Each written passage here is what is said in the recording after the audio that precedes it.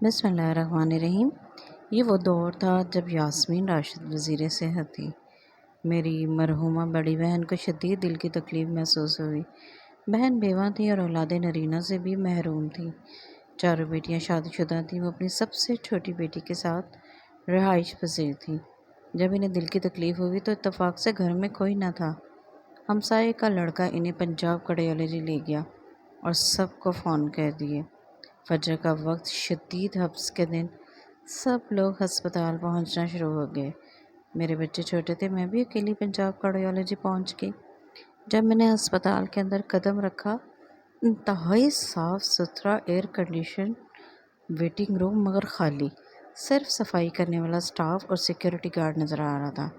میں نے سوچا شاید صبح ہے اس لیے کوئی نظر نہیں آ رہا۔ پوچھتے پوچھتے میں ایمرجنسی وارڈ تک پہنچ گئی۔ اندر وہی حال تھا جو پاکستان کے کسی بھی سرکاری ہسپتال میں ہوتا ہے۔ کیونکہ باجی ڈاکٹرز کے حساب سے سیریس نہیں تھیں، اس لیے انہیں ویل چیئر پر ہی طبی امداد فراہم کی جا رہی تھی۔ ڈاکٹر نرسز کے ساتھ خوش گپیوں میں اتنے مصروف تھے، بار بار بلانے پر بھی کسی ذمہ دار کی بات کا جواب تک نہیں دے رہے تھے۔ میں 2 گھنٹے باجی کے پاس کھڑی یہ تماشے دیکھتی رہی۔ جب میری ذہنی تکابر نے وجود پر حاوی ہونا شروع کر دیا تو میں نے دیوار کا سہارا لے لیا۔ بہن ایک دم پریشان ہو گئی۔ سب سے چھوٹی ہونے کی وجہ سے مرحومہ بہنیں اپنے بچوں کی طرح شفقت کا اظہار کرتی تھیں۔ انہوں نے فوراً کہا کہ تم باہر ویٹنگ روم میں چلی جاؤ، یہاں حبس ہے۔ مجھے اندازہ ہو چکا تھا کہ اگر ہسپتال میں مزید وقت گزارنا ہے تو کچھ دیر بیٹھنا پڑے گا، لیکن میں یہ دیکھ کر حیران رہ گئی کہ دن کے 11 بجے اور ویٹنگ روم بالکل خالی۔ صرف وہی سٹاف جو صبح نظر آ رہا تھا ادھر ادھر گھوم رہا تھا۔ میں نے سوچا کہیں کوئی ہڑتال تو نہیں۔ یہی سوچتے ہوئے ایک بینچ پر بیٹھی ہی تھی کہ صفائی والی عورت بولی یہاں نہیں بیٹھنا۔ میں سمجھی شاید مزید فرش صاف کرنے ہیں۔ میں اٹھ کر مین دروازے کے قریب بینچ پر بیٹھ گئی۔ سیکیورٹی گارڈ فوراً میرے قریب آیا اور بولا یہاں نہیں بیٹھنا، باہر جائیں۔ میں نے پوچھا کیوں؟ بولا ایم ایس نے منع کیا ہے۔ میں نے پوچھا بھائی کیوں منع کیا ہے؟ ویٹنگ روم میں تو بیٹھنے کے لیے ہی ہوتا ہے۔ سیکیورٹی گارڈ نے ہاتھ سے اشارہ کرتے ہوئے کہا وہ سامنے کمرے میں ایم ایس بیٹھا ہوا ہے، جائیں اس سے پوچھ لیں۔ میں نے کہا بھائی آپ ہی بتا دو یہ ویٹنگ روم کس لیے بنائے ہیں آپ کے پاس؟ سیکیورٹی گارڈ غصے سے بولا آپ جائیں ایم ایس سے ہی پوچھ لیں۔ میرے میں مزید کسی زمینی خدا سے بات کرنے کی بالکل ہمت نہیں تھی۔ میں خاموشی سے باہر نکل گئی۔ باہر جا کر پھولوں کی کیاری کی چھوٹی دیوار پر بیٹھنے ہی لگی تھی تو صفائی والی خاتون فوراً قریب آئی اور بولی یہاں بیٹھنا منع ہے۔ میں نے پوچھا جو لوگ مریض کو لے کر آتے ہیں وہ کہاں بیٹھتے ہیں؟ اس عورت کو شاید مجھ پر ترس آ گیا، بولی وہ پیچھے جو ہال ہے وہاں چلی جائے۔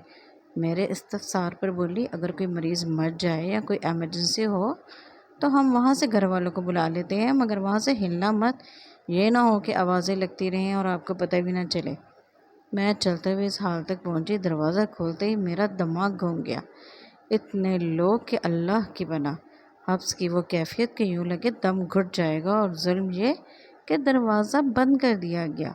مجھے یوں محسوس ہوا کہ مجھے بے ہوش ہونے میں 5 منٹ اور مرنے میں صرف 10 منٹ لگیں گے۔ میری آنکھوں کے سامنے اپنے بچوں اور شوہر کا چہرہ آ گیا۔ میں فوراً باہر نکلی، دوبارہ اندر گئی، بھانجی اور بہن کو طبیعت خرابی کا بتایا۔ باجی نے کہا کہ فوراً گھر چلی جاؤ۔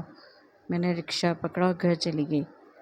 گھر پہنچ کر جب میرے حواس برقرار ہوئے تو میں نے شوہر سے وعدہ لیا کہ موت تو برحق ہے، اگر میرا آخری وقت آ بھی جائے تو مجھے ہسپتال نہ لے جانا۔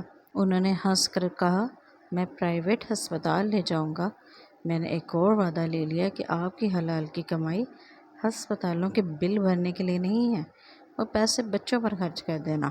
مجھے شدت سے احساس ہو چکا تھا کہ ہم عام عوام اشرافیہ کے ان کتوں سے بھی گئے گزرے ہیں جنہیں وہ اپنے بیڈ رومز میں سلاتے ہیں۔ اندازہ کریں ایک ہسپتال کا ایم ایس اپنے روز کے راستے پر غریب عوام کو برداشت نہیں کر سکتا تو اس سے اوپر والے عہدوں کا کیا حال ہوگا؟ صرف شہباز شریف کا دور پنجاب کا وہ دور تھا جس میں ہم عام عوام کو انسان سمجھا جاتا تھا۔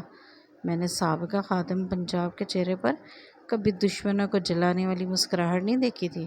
ان کے چہرے پر فکر اور تردد جھلکتا تھا۔